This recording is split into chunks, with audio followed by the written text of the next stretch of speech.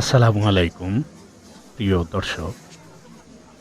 আমরা সকাল থেকেই নদীর পার ঘেঁষে ওই অঞ্চলটাতে সুন্দর করে দেখাশোনা করার পরে ঘোরাফেরা করে তারপরে আমরা মূল পয়েন্টে চলে আসলাম। তো নদীর ধারের যে সিনারিগুলো এগুলো দেখার জন্য আমাদের এর আগের ভিডিওটা দেখতে হবে। যারা দেখেন নাই দেখে নেবেন। এইটাই সেই মূল পয়েন্ট যেখানে আমরা আজকে মাছ ধরব, বিভিন্ন ধরনের ইভেন্টে অংশগ্রহণ করব এবং অনেক আনন্দ ফুর্তি করব। তো বন্ধুরা, অরুমনারা বা জমায়িত বরফখণ্ডের রাজ্যের দ্বিতীয় পর্বে আপনাদেরকে স্বাগতম। দেখেন, এই আন্টি এখানে কিন্তু মাছ ধরতেছে। আর এই যে প্রত্যেকটা গর্তেই যে কেউ এসে এখানে মাছ ধরতে পারে। জাস্ট এখানে একটু এই যে বড়শিটা ক্রয় করতে হয়, পাশেই দোকানগুলো আছে, ওই সাইডে দেখেন দোকানগুলো, এই দোকানেই এই বড়শিগুলো পাওয়া যায়। তো এখান থেকে মাছ ধরে পাশেই দোকান আছে, সেখানে নিয়ে গেলে ওই মাছটাকে তারা গ্রিল করে দেয়। আর ওই গ্রিল করা মাছ খাওয়ার লোভেতেই আমরা মূলত এইদিকে আসছি। খুবই মজাদার। আমি একটু পরেই আপনাদেরকে আমাদের এই ভ্রমণের কি কি ঘাটতি বা ভুল ছিল এই বিষয়গুলো নিয়ে আলোকপাত করব ইনশাল্লাহ। আমরা একটু উপর দিকে তাকাই, দেখেন ওপরে একটা ব্রিজ দেওয়া আছে, ওই ব্রিজ দিয়ে এই সাইড থেকে ওই সাইডে যাওয়া যায় এবং আবার রোপ ড্রাইভিংও আছে। এই যে দেখেন, এই রোপ ড্রাইভিংয়েও আমরা উঠব একটু পরে। তো দেখা যাক, আস্তে আস্তে আমরা সব ইভেন্টেই জয়েন করার চেষ্টা করব ইনশাল্লাহ। এই যে অরুমনারা, এই সেই অরুমনারা যেটা আমাদের এত আকাঙ্ক্ষার জায়গা। গত রাতে আমরা এই জায়গাতে আসছিলাম এবং গত ভিডিওতে নিশ্চয়ই দেখেছেন আপনারা যে তরিকুল ভাইরে আমি নিচে নামতে বলছিলাম। এইটাই সেই জায়গা। এটা কিন্তু পুরো একটা নদী।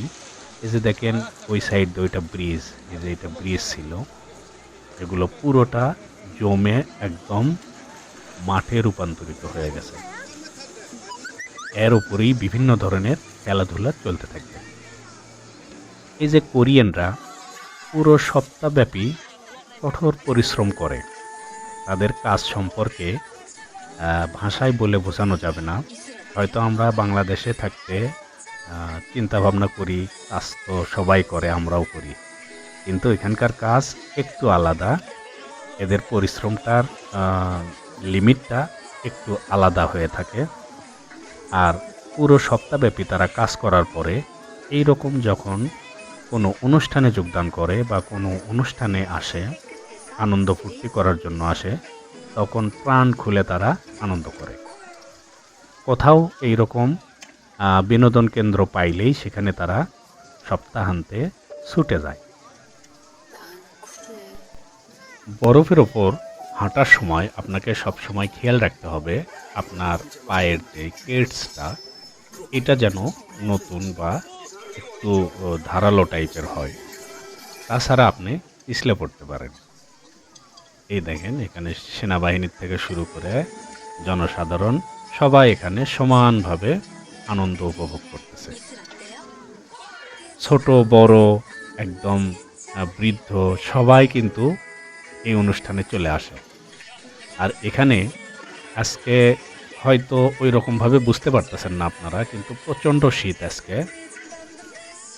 আজকে মাইনাস 28-29 ডিগ্রির মতো তাপমাত্রা এখানে।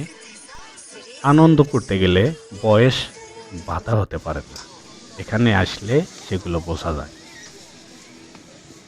এখানে দেখেন, এই যে ট্রেনের যে লাইনটা, এটা এই আশপাশটা একটু ঘুরে দেখানোর জন্য পার্কের মধ্যে যেরকম ট্রেন থাকে এই টাইপের একটি ছোট্ট ট্রেন দেওয়া আছে। সবাই এখানে চড়ে, এই ট্রেনে চড়ে এই আশপাশটা ঘুরে দেখতে পারে। এটা স্টেজ, এখানে গান হবে, ড্যান্স হবে, অনেক কিছু হবে। ওই যে দেখেন, লোকজন এসে কিন্তু মাছ মারা শুরু করে দিয়েছে। আমরা এখন বেশিক্ষণ সময় এদিকে ব্যয় করব না। আমরাও চেষ্টা করব মাছ ধরার জন্য। কারণ মাছ ধরার পরে সেইটা এখানেই পুড়ে দেবে, আর ওই গ্রিল করা মাছ খাইতে যে মজা, এটা আসলে বলে বোঝানো যাবে না। ওই সাইডে মাছ ধরার জায়গা করে রাখা আছে, আর এই সাইডে এই যে ড্রাইভ করার জন্য এই জায়গাগুলো করে দেওয়া আছে। বাচ্চা কাচ্চা সব বয়সের লোকজনই এখানে খেলাধুলা করতেছে আর কি। চলুন আমরাও ড্রাইভ করি। শুরু করে দিলাম। দেখা যাক কতটুকু করতে পারি। আসলে যতটা সহজ মনে করেছিলাম ততটা সহজ না। দুই হাতে খুব প্রেসার দিয়ে মানে সামনের দিকে ঠেলতে হয়। যাই হোক, তারপরেও মজা লাগতেছে। বাচ্চা কাচ্চাদের মতো ড্রাইভ করতে ভালোই লাগতেছে।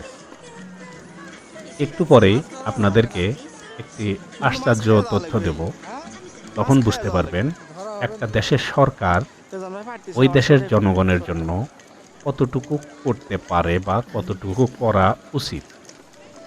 সামান্য একটু মৎস্য শিকারের জন্য দেখেন কোরিয়ার সরকার কত সুন্দর ব্যবস্থা করে রাখছে। একটু পরে সেই বিষয় নিয়ে আলোচনা করতেছি। আমি আসলে খুব ভালো ড্রাইভ করতে পারতেছিলাম না। স্মুথলি যেভাবে কোরিয়ান পিচ্চিরা করতেছে ওই রকম আমি করতে পারতেছিলাম না। তাই তপন দা আমাকে নিজেই ঠেলা দিয়ে একটু আনন্দ দেওয়ার জন্য চেষ্টা করতেছে আর কি। এই বরফের ওপর হাঁটাহাঁটি করার সময় আসলেই খুব সাবধানে করতে হয়। আমরা অসাবধানতাবশত অলরেডি পিছলে পড়ে গিয়েছিলাম, যার কারণে একটু ব্যথাও লেগেছিল। যাই হোক, আমরা এখন শুনব কোরিয়ান সরকার এই মৎস্য শিকারীদের জন্য কি ব্যবস্থা করে রাখছে। ওই যে সাইটের মেলার স্টলগুলো দেখতে পাচ্ছেন, ওর পাশ দিয়ে একটা রোড আছে। এই রোডটা একটু সামনে গিয়ে এই নদীর শেষ মাথা, ওখানে তেলের লরি যেরকম আছে এইরকম 3টা লরি গেল ওখানে। ওই 3টা লরি ভর্তি মাছ নিয়ে গেল।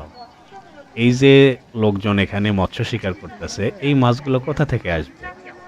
কোরিয়ান সরকার এই মাছগুলো ট্রাকে করে নিয়ে এসে ওই মাথায় ছেড়ে দেয়, আর সেই মাছগুলো এই লোকজনগুলো ধরে আনন্দ পায়। এটা কিন্তু সম্পূর্ণ বিনামূল্যে, এখানে কোনো টিকিটের ব্যবস্থা নেই। তারপরেও জনসাধারণ যেন একটু আনন্দ পায়, এই জন্যেই কোরিয়ার সরকারের পক্ষ থেকে এই ব্যবস্থা করা। সুতরাং বুঝতেই পারতেছেন আমাদের দেশে হলে কি হইতো। তো এই রকম প্রত্যেকটা দেশের সরকারের উচিত, আমি মনে করি, ওই দেশের জনগণের মন মানসিকতা এবং তাদের সুখ শান্তির দিকে খেয়াল রাখা। এই পাহাড়ের কারণে এখন সন্ধ্যার মতো মনে হলেও আসলে সন্ধ্যা হয় নাই, এখন বিকাল। একটু পরেই আমাদের বাস আছে, আমরা এখন বাসে ওঠার জন্য রওনা দিচ্ছি। বাই বাই অরুমনারা। চলুন আমরা পরবর্তী টার্গেট সরাকসানের দিকে রওনা হই। আলহামদুলিল্লাহ, আমাদের গাড়ি একদম সময় মতো আমাদেরকে নিয়ে রওনা দিল। এই যে দেখেন নদীটা, এই নদীটা আপনারা দেখলে মনে করবেন যে ঢেউ উঠে আছে। এই যে দেখেন, এখানে আপনি দেখে স্বাভাবিকভাবেই মনে করবেন নদীতে ঢেউ চলতেছে বা নদী স্বাভাবিক রয়েছে। আসলে তা না, নদীটা জমে গেছে এবং ঢেউগুলো যেখানে যেভাবে ছিল ওই অবস্থাতেই সেখানে জমে গেছে। এই রকম ভুল প্রথমে আমরা আসার সময়ও করেছিলাম। আমি মনে করেছিলাম যে কোথায়, নদী তো জমে নাই, ওই তো ঢেউ যাচ্ছে। আসলে ওইটা ঢেউ না, ঢেউয়ের মতো অবস্থাতেই সে ওখানেই জমায়িত হয়ে গেছে, যার কারণে এরকম দেখাচ্ছে। এখান থেকে যাইতে ইচ্ছা করতেছে না, তারপরে এখন করার কিছু নেই, যাইতে হবে। কারণ আমাদের সামনের টার্গেটটা আরও মজাদার, আরও মনোমুগ্ধকর। সরাকসান পাহাড়ে ওঠার যেই অভিজ্ঞতাটা, এটা আপনাদের মাঝে সুন্দর করে শেয়ার করব আমি। সঙ্গে থাকবেন আমাদের। আর একটু পরে আমরা এই বাস থেকে নেমে ট্রেনে করে সরাসরি সরাকসানের দিকে রওনা হব ইনশাআল্লাহ। এই ট্যুরে আমাদের যে ভুলগুলো ছিল তার মধ্যে সর্বপ্রথম হচ্ছে হোটেল বুকিং না দেয়া। এটা সর্বোচ্চ এবং সবচাইতে গুরুত্বপূর্ণ ভুল ছিল, যার কারণে অনেক কষ্ট করতে হয়েছে আমাদেরকে। এরপরে ২ নম্বর ভুল হচ্ছে আমরা আবহাওয়ার কোনো খবর না নিয়েই বের হয়েছিলাম ঘুরতে, যেটা মোটেই উচিত হয়নি। ৩ নাম্বার, ভালো কেডস না পরায় পায়ের খুব সমস্যা হয়েছিল আমাদের। পরবর্তী ভিডিওটা আরও মজাদার এবং রোমাঞ্চকর হবে। আমরা সরাকসান পাহাড়েও চড়ব, আর ওই ভিডিও দেখার আমন্ত্রণ জানিয়ে এখানেই শেষ করছি। আল্লাহ হাফেজ। আসসালামু আলাইকুম।